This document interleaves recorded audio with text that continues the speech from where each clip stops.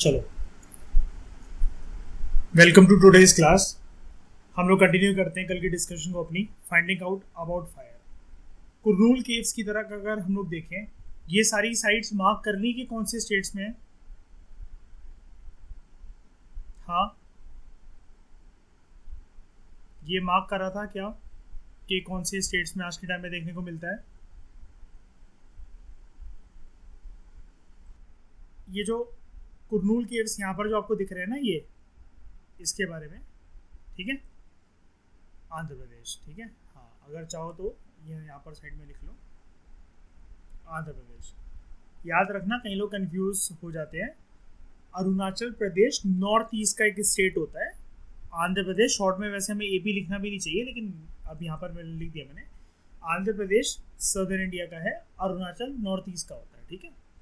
तो लेकिन हम फिलहाल अपने टॉपिक से डिवाइड नहीं होते, यहाँ पर बात करते हैं कुर्नूल केव्स, जो कि हमें मैप 2 में दिख रहे हैं। यहाँ पर ना राख मिली है, ठीक है, जली हुई, मतलब जैसे राख होती है, राखी कहते हैं। तो ये सजेस्ट ये करता है कि यहाँ पर लोग ना फायर यूज़ करते थे, फायर का यूज़ होता था यहाँ पर। अब फायर बड़ी सारी चीज़ों के लिए यूज़ हो सकता था, रोशनी के लिए, ठीक है, मीट को भूनने के लिए, या फिर कभी कभार कुछ खतरनाक जो एनिमल्स अगर केव्स के अंदर एंटर कर रहे हैं तो उनको डराने के लिए, कि मतलब रोशनी मशाल लेकर आप उनको भगाने की कोशिश कर रहे हो, ठीक है। तो आप क्वेश्चन लिख लो, एक क्वेश्चन लिख लो, suggest the evidence of fire, suggest the evidence of fire with its uses,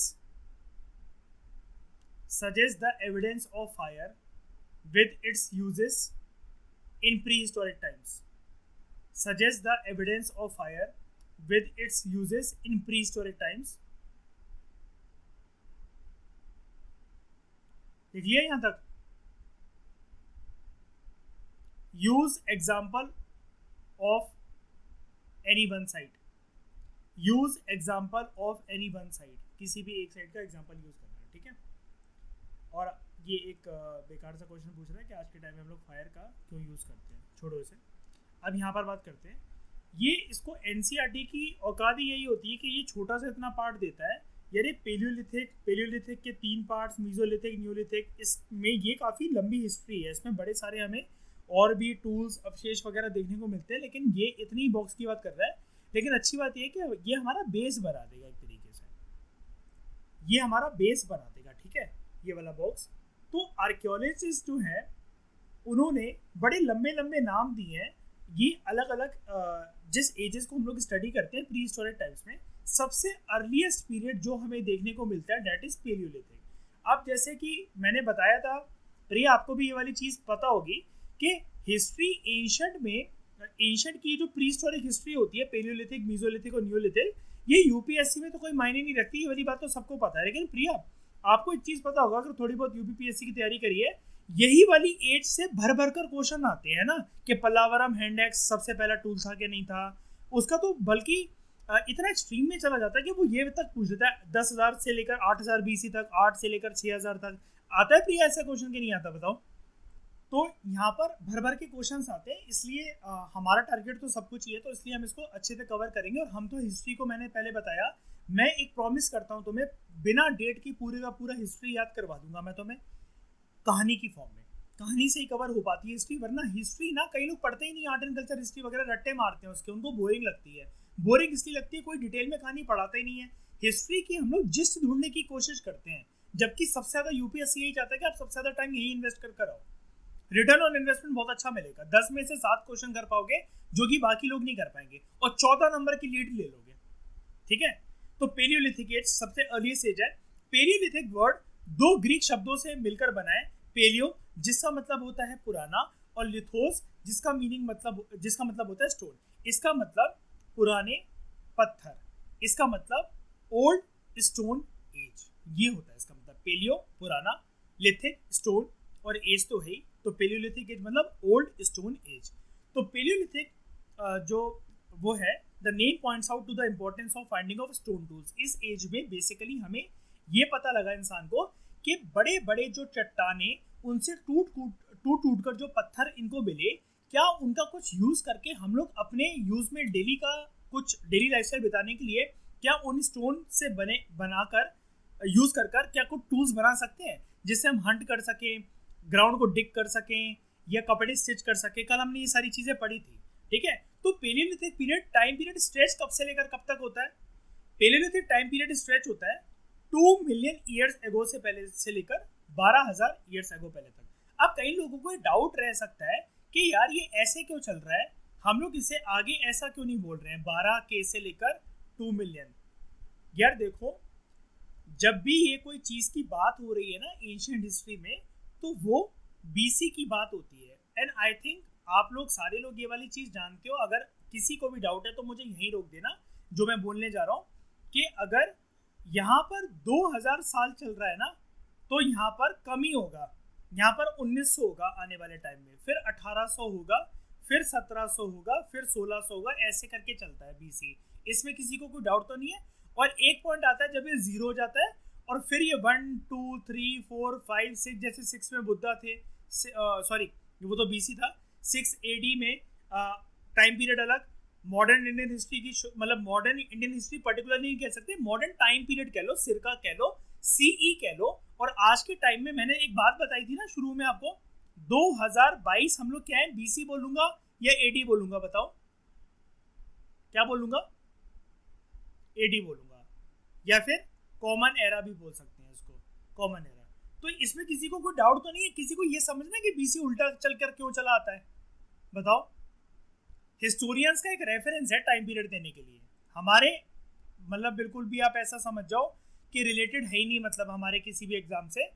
लेकिन बीसी उल्टा चलाता है, बस इतना पता है कि नहीं, या किसी को नहीं पता तो कोई शर्म वाली बात नहीं, मैं बता दूंगा। बताओ, किसी को पता है, मतलब सबको पता है कि, या किसी को कोई ऐसा है हमारे इसमें कि जिसको नहीं पता? आगे बात करते हैं। यहाँ पर पेलियोलिथिक पीरियड एक्सटेंड होता है 2 मिलियन ईयर्स एगो से लेकर 12,000 साल पहले तक। ये जो लंबा टाइम पीरियड है, इसके अंदर पेलियोलिथिक एज ना 3 भागों में डिवाइडेड है, लोअर पेलियोलिथिक, मिडल पेलियोलिथिक और अपर पेलियोलिथिक। एक इंपॉर्टेंट फैक्ट जो कि इस लाइन में छुपा है, इस फैक्ट को अच्छे से मतलब अपने दिमाग में नोट डाउन कर लेना। ये जो 2 मिलियन ईयर्स एगो से पहले 12,000 ईयर्स एगो पहले तक का जो टाइम पीरियड है पेलियोलिथिक एज का, इसके अंदर पूरी हिस्ट्री जितनी हम पढ़ते हैं ना, जितनी भी ह्यूमन हिस्ट्री हम पढ़ते हैं, मतलब इतिहास जितना भी हमने पढ़ा है, 99% हिस्ट्री इसी एरा में कवर्ड है, जिसको हम लोग कहते हैं पेलियोलिथिक एरा, ये वाला। ठीक है, क्योंकि ये जो लोअर मिडल अपर तो इसने ऐसे कहकर छोड़ दिया। हम पूनम दलाल दहिया की बुक से देखें, और जो ऑक्सफोर्ड वाली बुक में अभी लेकर आया हूँ पिछले हफ्ते, हम उससे देखेंगे कि इसमें कितने सारे टूल्स अलग अलग तरीके के मिले। उसके नाम होते हैं scrapers, borers, pointers, Pallavaram hand axe, कि ये सबसे पहली हैंड एक्स थी, किसने ढूंढी, रॉबर्ट ब्रूस फूड कौन था। उन हिस्टोरियंस के नाम भी इंपॉर्टेंट इसलिए हैं क्योंकि मैं आपको 25 क्वेश्चंस की लीड दिलवा दूंगा यूपीपीएससी में, जो कि बहुत इंपॉर्टेंट होती है इस एग्जाम को क्लियर करने के लिए। लोग घटना चक्र पढ़ के जाते थे, प्रिया इस बार भी गारंटी, मैंने अभी पेपर देखा नहीं है, घटना चक्र किसी काम की तो रही नहीं होगी पक्का इस बार के पेपर में, पिछली बार भी नहीं थी। मैं तुम सबको स्ट्रेटजी भी बता देता हूँ, जैसे तुम लोगों को अगर डाउट हो कि कोर्स टाइम पे कंप्लीट होगा कि नहीं होगा, इसके लिए इत्मीनान से शांत दिमाग से एक मेरी बात सुन लो। अगर मैं तुम्हारी लक्ष्मीकांत सारी एनसीईआरटीज, सारी तमिलनाडु की एनसीईआरटीज जितनी है, और सारी मतलब लक्ष्मीकांत के मतलब सारी जितनी स्टैंडर्ड बुक्स होती हैं वो, इसके अलावा पीएसआईआर ऑप्शनल बिल्कुल अप टू डेट, मतलब प्रीलिम्स के एक हफ्ते पहले तक भी जो करंट अफेयर है, जो अपडेशन होगी उसके अंदर आईआर से रिलेटेड, वो बिल्कुल अप टू डेट। और मेंस आंसर राइटिंग प्रैक्टिस तो चल ही रही होगी साइमल्टेनियसली, तो अभी भी चल रही है, छोटे छोटे कदम तो रखना भी स्टार्ट करवाई दी है मैंने। और इतना मिलाकर मेंस का कुछ पोर्शन जो बचेगा हमारा, उसको हम कवर कर लेंगे। अब जैसे जब ये पॉलिटी और ये पीएसआईआर चलेगा आपका लक्ष्मीकांत वगैरह, तो गवर्नेंस का पार्ट भी इसके अंदर इंक्लूड हो जाएगा, सुप्रीम कोर्ट वगैरह सब हम लोग यहाँ से पढ़ ही लेंगे। इकोनॉमिक्स हमारा यहाँ से नितिन सिंघानी से कवर्ड है, तो वो मेंस ओरिएंटेड भी कवर्ड रहेगा। तो कहने का मतलब ये है कि प्रीलिम्स के साथ साथ तुम्हें पता भी नहीं लगेगा कि मेंस की तैयारी तुम्हारी बहुत कुछ हो गई है। इसके बाद जब तुम्हारा प्रीलिम्स हो जाएगा, मैं इसकी तरफ टच नहीं करने वाला है इसको, मैं सिर्फ तुम्हारे इसके भर भर के टेस्ट लेते जाऊंगा। फिर हम लोग सिर्फ जो छोटे छोटे टॉपिक्स होते हैं, सोसाइटी, इंटरनल सिक्योरिटी, इसको हम थोड़ा थोड़ा पहले भी कर लेंगे, लेकिन तब हम इन पे ध्यान देंगे। क्यों? पहले इसको 99% कंठस्थ कर लेते हैं। 99% क्या कह रहा हूँ, मतलब मैं हाथों पे ले आते हैं पहले इसको, कि पेज नंबर और लाइन भी पता हो कि कौन से पेज पे क्या लिखा था, इतना दिमाग में पहले इसको स्टोर कर लेते हैं। होगा क्या, पीएस भाई मेरा ऑप्शनल पहले से ही कंप्लीट है, ऑप्शनल की वजह से मेरा ऐसे राइटिंग स्ट्रॉन्ग हो जाएगा। मेंस आंसर राइटिंग में करते हुए आया और करती हुई आई हूँ पहले से। जो स्टैटिक सब्जेक्ट्स हैं अब वो मुझे मेंस के लिए फिर से रिवाइज करने नहीं है। मेंस ओरिएंटेड एक एक हफ्ते के छोटे छोटे सब्जेक्ट्स मुझे रिवाइज करने हैं। उसके बाद दीपांग सर के साथ हम डिस्कशन कर लेंगे। मेंस 365 में हम लोगों का केक रेडी है। मेंस 365 उठाकर बेचन आइए कि सिर्फ केक के ऊपर आइसिंग कर देंगे, और उस टाइम पर हिंदू और इंडियन एक्सप्रेस से जो इंपॉर्टेंट कुछ किसी ने कुछ अच्छा काम करा है, कोई राजमा चावल बेचता है, कोई भिडो औरत है वो ऐसा ऐसा काम करती है किसी स्टेट में, जो स्टोरीज आती हैं ऐसे, हम इनको एथिक्स के उसमें पर्सपेक्टिव में इस्तेमाल कर लेंगे। बस मेंस भी ऐसे क्लियर हो जाता है। मेंस झंझट वाली बात नहीं होती है। प्रीलिम्स अगर अच्छी है ना, फैक्ट अगर स्ट्रॉन्ग याद है, अगर मतलब प्रीलिम्स की तैयारी बहुत अच्छे से कर रखी, लक फैक्टर से नहीं निकला या फिर मार्जिन पे नहीं निकला, तो मेंस के आंसर वो पर्सन बहुत अच्छे से लिख सकता है। ये वाली बात क्लियर हो गई, ठीक है। 28 मई को है हमारा, और 350 दिन से भी कम है हमारे पास टाइम पीरियड, ठीक है, क्योंकि जब जून में पेपर ही कंप्लीट 5 जून को हुआ है, तो 365 दिन भी इफेक्टिव तरीके से हमें मिले नहीं है। ये साल हमारे लिए पूरा दोस्तों 12th की तरह बन चुका है। जैसे हम लोग 12th में जब 11वीं क्लास का रिजल्ट आते आते 365 दिन से भी कम टाइम रहता है ना, 12वीं के जब शुरू हो जाते हैं फरवरी में एग्जाम्स, पहले जैसे हम लोगों के टाइम पे होते थे सबके, हम लोग तो ऑलमोस्ट सारे लोग सेम ही एज के बराबर, तो ये चीज़ वैसी है। 12th की तरह बस मेहनत करनी है इसमें हमें इस साल, और हो जाएगा, ठीक है। सारी एक्टिविटीज, सारे अपने सुख चैन छोड़कर सिर्फ इस पर फोकस कर दो, तो बहुत चैन की जिंदगी बिताओगे। आगे बात करते हैं। The period when we find environmental changes, जो कि शुरू होता है 12,000 साल पहले से लेकर 10,000 साल पहले तक, इस पीरियड को हम लोग बोलते हैं मिडल स्टोन एज, यानी कि मीजोलिथिक एज। मीजो मतलब मिडल, लिथिक मतलब अगेन स्टोन, और मीजोलिथिक का मतलब middle stone age. Stone tools जो इस पीरियड पे यानी कि मीजोलिथिक टाइम पीरियड पे फाइंड करे गए हैं, उनकी कैरेक्टरिस्टिक्स जान लो। वो साइज में जनरली छोटे थे, और इसके लिए उनको एक स्पेशल नाम दिया जाता है माइक्रोलिथ्स। माइक्रोलिथ्स एक जानवर की हड्डी का अगर आपने एक हैंडल बना दिया है, ठीक है, उस पे लगाए जाते थे। काइंड ऑफ जैसा मैंने एक आपको सिनेरियो कल बताया था ना, ये वाला, कि हमने एक कुछ ऐसा एक फिगर बनाया, ये इस पे मैंने ऐसी जगह बनाई, ठीक है, और माइक्रोलिथ स्टोन छोटे स्टोन से, तो इनका साइज छोटा करके, इसको हम ग्रे से बना लेते हैं, हाँ, इसका साइज छोटा करके इसके अंदर से मैंने ये वाली चीज़ इंसर्ट करी ऐसे करके। तो ये किसी चीज़ के काम आ जाएगा, खोदने के या किसी जानवर की खोपड़ी पे मारने में। अगर उसका मान लो घड़ियाल है, क्रोकोडाइल है, मैंने समुद्र के अंदर उसको, मतलब मैं पानी के आसपास में उसको देख रहा हूँ, उसका शिकार करना है मेरे को, अगर कुछ ऐसा टूल है, इमेजिन कर लो बस, मतलब एक कहने का तरीका है। रियल चीज़ तो कोई भी कुछ नहीं बता सकता, सिर्फ एक आइडिया लिया जा सकता है जितने मिले हैं, मान लो। लेकिन हमने एक ऐसा टूल बनाया, इस नोकीले टूल से क्रोकोडाइल की खोपड़ी में धड़ाक करके अगर एक मारो तो वो वहीं मर जाएगा। सांप को मारना ऐसे इजी है, या फिर उस टाइम पे अगर कोई मान लो कोई हिरण वगैरह है, तो जिसके सर पे एक बार में वार करके, खूनम खच्चर उसे करके, अधमरा करके अगर उसे मारा जा सकता है, तो ऐसे शार्प टूल्स यूज होने लगे। लेकिन इसके अलावा माइक्रोलिथ्स की एक खास बात ये है, ये तो मैंने एक टूल की बात बताई, माइक्रोलिथ्स तो और छोटे छोटे टूल हुआ करते थे, पेने, जो कि काइंड ऑफ सिलाइयों के लिए, लाइक नीडल, ठीक है, ये कोई भी पेना काम करना, पेना मतलब शार्प काम करना, उसके लिए यूज होते थे। तो माइक्रोलिथ्स देखो क्या लिखा हुआ है, फिर से पढ़ो उस लाइन को, microliths were probably stuck on to handles of bone या फिर वुड, मतलब वही जो हमने कल पढ़ा था, या तो वो जानवर की हड्डी से बना हुआ है, लकड़ी से बना हुआ, जैसे इस वाले केस में मैंने वुड का इस्तेमाल करा है हैंडल बनाने के लिए, है ना, जैसे कि आपको ये डायग्राम में दिख रहा है। तो यहाँ पर टूल्स बनते थे जैसे सॉज और सिकल। सॉज और सिकल्स कुल मिलाकर एक ही टाइप की बात होती है, जो पेने टूल्स होते हैं, जो कि जैसे काइंड ऑफ फावड़ा टाइप, जानते हो ना, मतलब वो करके जिससे जमीन खोदी जाती, जो मजदूर वगैरह या फिर खेती बाड़ी, जो मतलब आपने देखी होगी, जो जमीन को अपटन करते हैं खोद खोद के, है ना, ताकि वो जमीन खुद ही चली आए। तो ये भी मैंने ऐसी पेनी चीज आपको यही दिखाने के लिए बनाई थी। At the same time older varieties के जो टूल्स थे वो इस टाइम पर यूज रहने लगे। कहने का मतलब क्या है, ओल्डर वेराइटीज क्या, मीजोलिथिक एज में माइक्रोलिथ्स एक नए तरह के टूल थे, जो कि इससे पहले यूज नहीं हो रहे थे। लेकिन जो पेलियोलिथिक एज के टाइम के जो बड़े बड़े स्टोन टूल्स थे वो यूज यहाँ पर कंटिन्यू रहे। ऑब्वियसली बात है, पुरानी चीजें तो आएंगी ना करते हुए यहाँ पर। अब जैसे शहरों में बड़ी अच्छी अच्छी शादियों में ना अब रोटी बनाने वाले नहीं रखे जाते हैं, वो 2-2.5 लाख रुपए वाली जो रोटी बनाने वाली मशीन आती है उसको रख देते, तो आटे की लोई बना बना के उसके अंदर वो रख देते, अपने आप उसके अंदर बिलती हुई रोटियां, सिकती हुई रोटियां बारातियों को मिलती रहती है। ठीक है, लेकिन इसका मतलब ये थोड़ी ना है कि हर कोई यही मशीन इंट्रोड्यूस कर देगा इंडिया में आज के बाद, कभी कोई हाथों से रोटी बनाएगा नहीं, घरों घरों में ये मशीन मिल जाएगी। पुरानी परंपरा भी तो कायम रहती है। कहने का मतलब यही है, पुराने पत्थर जो पेलियोलिथिक एज में यूज हो रहे थे वो इतने शार्प नहीं थे, इतने पैने नहीं थे, इतने छोटे प्रिसाइज नहीं थे, लेकिन वो भी यूज होते रहे हैं। और नई वैरायटी के टूल्स जो कि मेसोलिथिक एज में हमें मिलते हैं माइक्रोलिथ्स की फॉर्म में, वो भी यूज होते रहे हैं।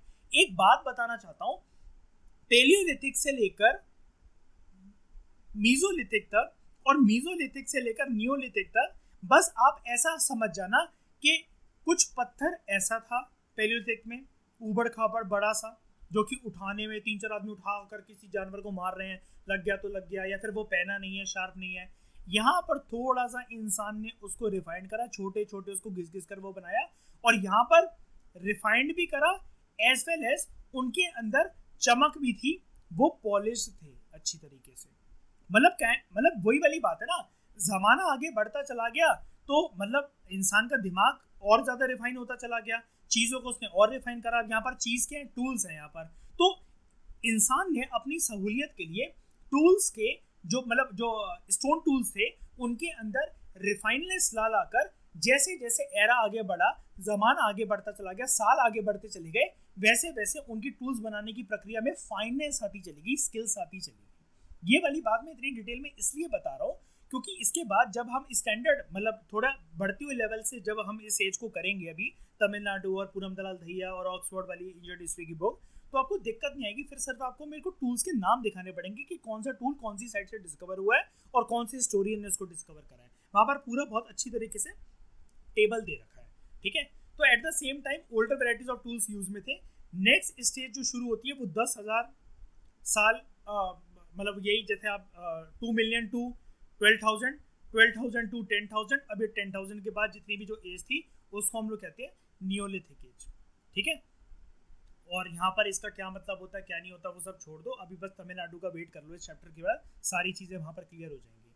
ठीक है, इसके बाद कुछ रह तो नहीं गया इसमें।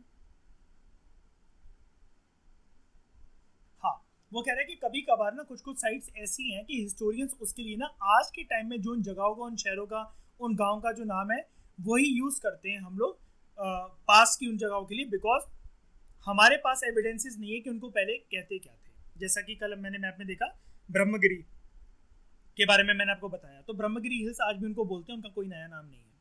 ठीक है, अब चेंजिंग एनवायरनमेंट का टॉपिक। 12,000 साल पहले कुदरत बदल रही थी, पर्यावरण में चेंजेस आ रहे थे, नेचर मतलब अपने आप को परिवर्तित कर रहा था। तो हुआ क्या, पूरे वर्ल्ड के क्लाइमेटिक कंडीशंस के अंदर चेंजेस आ रहे थे और एक बहुत तेजी तरीके के साथ दुनिया का क्लाइमेट शिफ्ट हो रहा था, वार्मर कंडीशंस।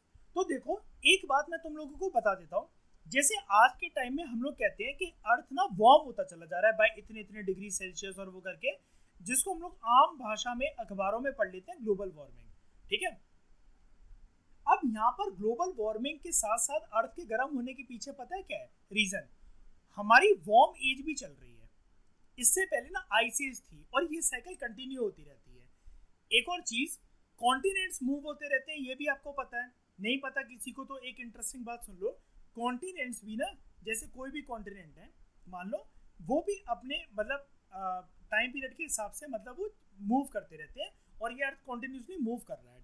तो एक टाइम के बाद दोस्तों ऐसा होगा कि जहां पर अमेरिका लोकेटेड है वहां पर हमारा कॉन्टिनेंट होगा और वो फिर यहाँ पर आ जाएगा और क्लाइमेटिक कंडीशंस के हिसाब से वो लोग काले पैदा हुआ करेंगे और हम लोग गोरे चिट्टे पैदा हुआ करेंगे।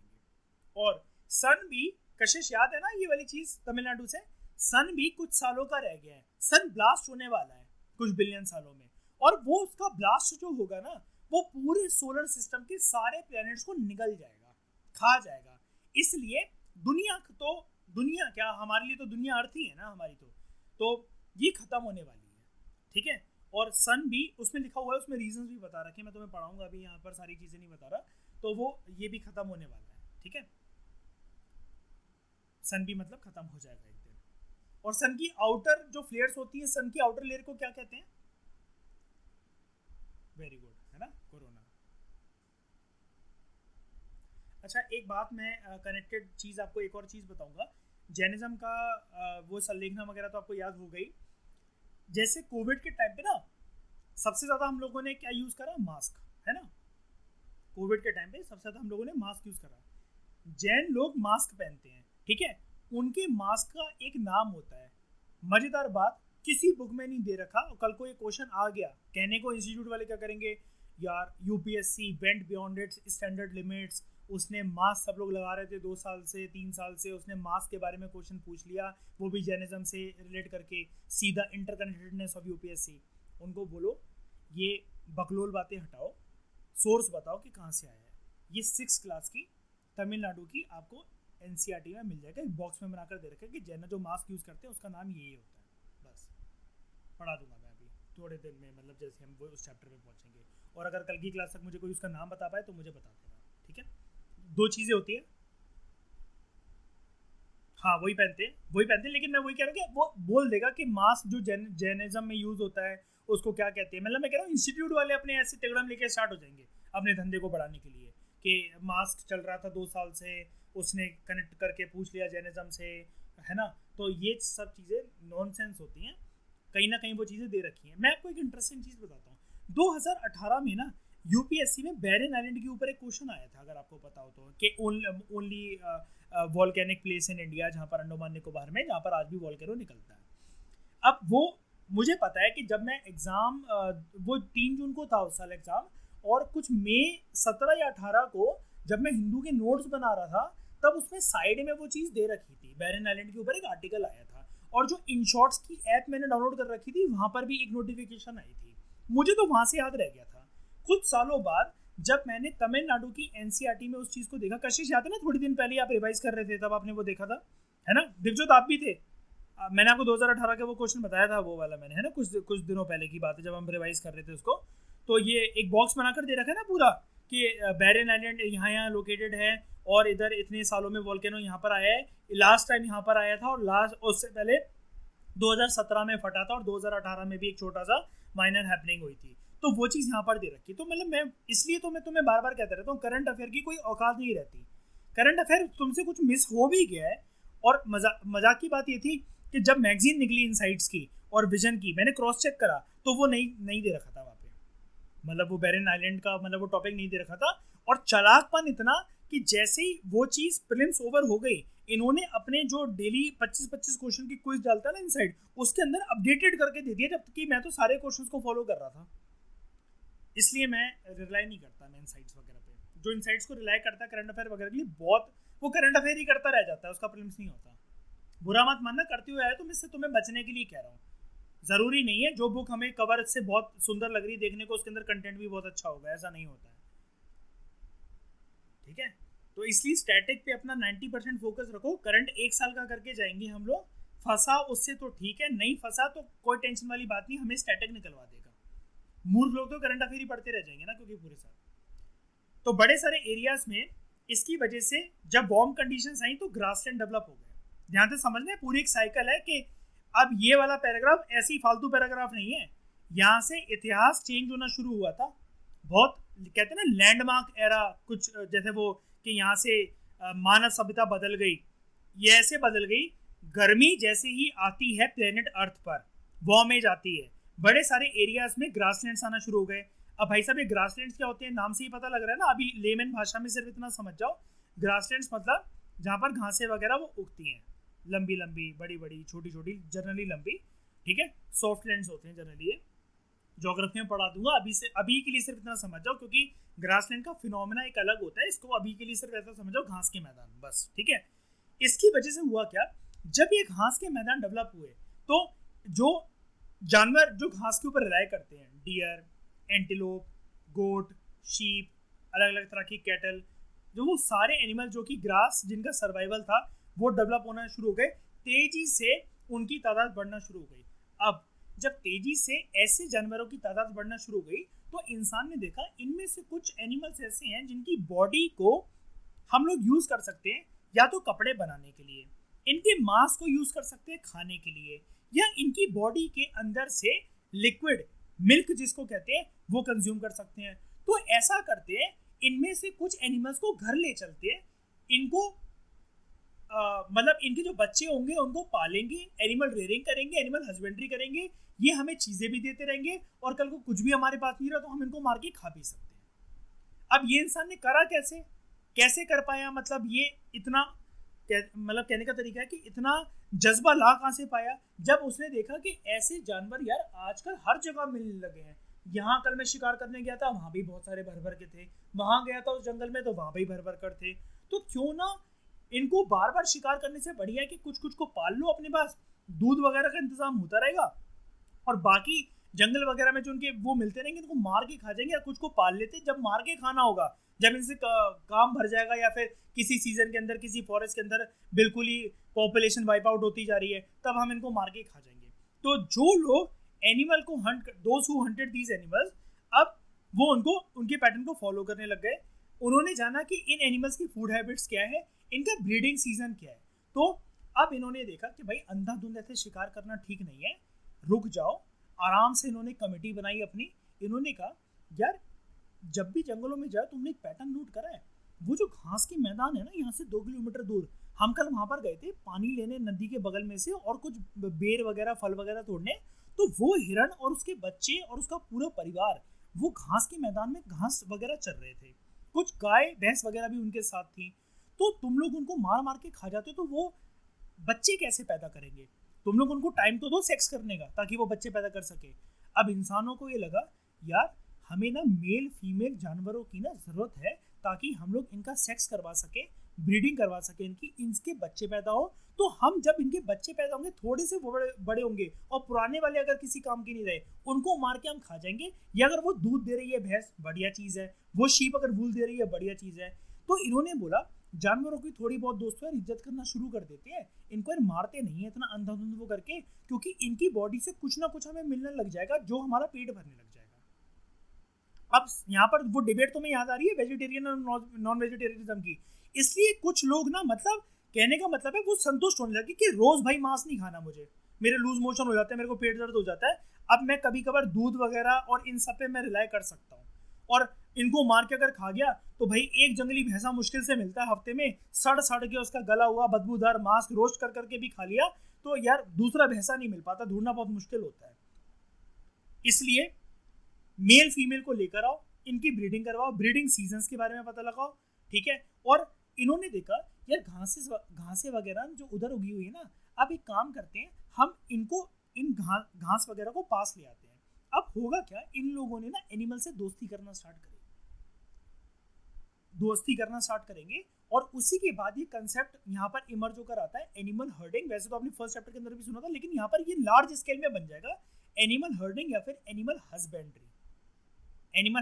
अच्छा हस्बेंड्री वर्ड ना कोई हस्बैंड से रिलेटेड नहीं होता कि एनिमल का हस्बैंड, जिनको नहीं पता मैं वैसे ही बता रहा हूँ, लेमन अंग्रेजी, कोई शर्म वाली बात नहीं है उसके अंदर। हस्बेंड्री का मतलब इसको हिंदी में कहते हैं पशुपालन। मैंने जानवर रख रखा है या तो सामान ढोने के लिए या उससे मुझे किसी चीज की प्राप्ति हो रही है, खाने के लिए नहीं रख रखा मैंने उसको कि कल को मैं अपने स्वार्थ के लिए उसको मार के खा जाऊंगा अगर मुझे खाना नहीं मिल रहा। उसको एनिमल हस्बेंड्री नहीं कहते। Animal husbandry is meant for obtaining something from the animal that you have kept, या फिर आज के टाइम में जो यूज होती है ना इसकी लैंग्वेज, एनिमल हस्बेंड्री मतलब लार्ज स्केल पे एनिमल्स का पशुपालन करना एक पर्पस के लिए, बिजनेस करने के लिए। जैसे मेरी दादी के फार्मलैंड्स हैं ग्वालियर के अंदर, तो उन्होंने गाय भैंस रख रखी थी आज से 10 साल पहले। छोटी थी कि घर वाली सिर्फ हम लोग जो चाचा वाचा वगैरह है तो हम लोग से दूध वगैरह पी सके, तो उसी के लिए उन्होंने रख रखी थी। अब उन्होंने वहाँ पर बहुत सारे लोग लगाकर कम से कम 75-80 गाय हैं उनके पास, बकरियां वगैरह है। अब वो आसपास के जितने जो घर वगैरह उनमें दूध सप्लाई करती हैं, ठीक है। तो अब उनको सुबह सुबह काफी अच्छा मोटा प्रॉफिट हो जाता है, घर वालों के लिए दूध वगैरह बच जाता है। अब उससे जो मलाई वगैरह निकलती है वो घी वगैरह बनाकर भी बेच डालती है उसको वो, तो एक तरीके से वो बिजनेस विमेन की तरह वो बन गई है। अब 75 गाय रखने का कोई उनका मतलब तो था नहीं, क्यों करा उन्होंने ये वाली चीज, बिजनेस पर्पस के लिए, ठीक है। जो लोग आप में से गाँव के हो ना, वो ज़्यादा अच्छे से इस चीज़ को रिलेट कर पाओगे ना, या और अगर नहीं भी हो तो यार इतनी बात तो समझ में आई गई ना यार, ये तो बहुत लेमन सी बात बोल रहा हूँ मैं तुम्हें। तो it is likely that this help people to start thinking about herding. अभी मैंने बता दिया वही एनिमल हस्बेंड्री और उसके कि हम एनिमल्स को पालते हैं। अब देख रहे हो, अब यहाँ पर हर्डिंग लिखा है, हंटिंग नहीं लिखा है, रेयरिंग लिखा है, किलिंग नहीं लिखा है। अब इंसान की दोस्ती होना शुरू हो जाएगी जानवरों से, ठीक है। और इस टाइम पे अब इंसान ने सोचा कि अब अगर खाना ही है नॉनवेज, मन करी गया भाई, अब जिसके जबान का टेस्ट बर्ड सेटिस्फाई नहीं हो पा रहे, क्या करें। तो इस टाइम पर अब नदी वगैरह आराम से ह्यूमन पॉपुलेशन डेवलप हुई, नदी के किनारे डेवलप होते थे, और अब धीरे धीरे करके अपना खाना वगैरह बनाना भी सीखेंगे, और एनिमल्स को भी मतलब ये पानी वगैरह पिलाना है। तो एनिमल्स को, गाय भैंस वगैरह को नहलाने लेकर गए, दोपहर के 4-5 बजे नदियों वगैरह में लेकर जाते हैं, ये जो होते हैं गाँव वगैरह में लोग वो करके। और ये वहाँ पर जब जितनी देर भैंस वगैरह नहा रही हैं, वो पानी वगैरह पी रही हैं, उतनी देर में ये एक स्टिक लगाकर बैठ गए नदी के किनारे, और फिशिंग यहाँ पर एक इंपॉर्टेंट प्रोफेशन बनकर आ गया। बताओ मुझे जरा, किसी को कोई भी दिक्कत है इस चीज़ में? ये तो सिर्फ एक एनालिसिस है, लेकिन ये आपको काम आएगी अभी आने वाले, जब मैं इसका लेवल बढ़ाऊंगा ना, जब हम पढ़ेंगे, अभी हिस्ट्री का लेवल बढ़ेगा जैसे जैसे हमारा, आपको ये डिबेट काम आएगी एक जगह पर, बताऊंगा मैं बाद में कुछ महीनों बाद। ये चीज़ ठीक हुई? अभी बताओ, यहाँ तक क्लियर है? ठीक है, किसी को कोई भी डाउट जल्दी बोलो, जल्दी बोलो।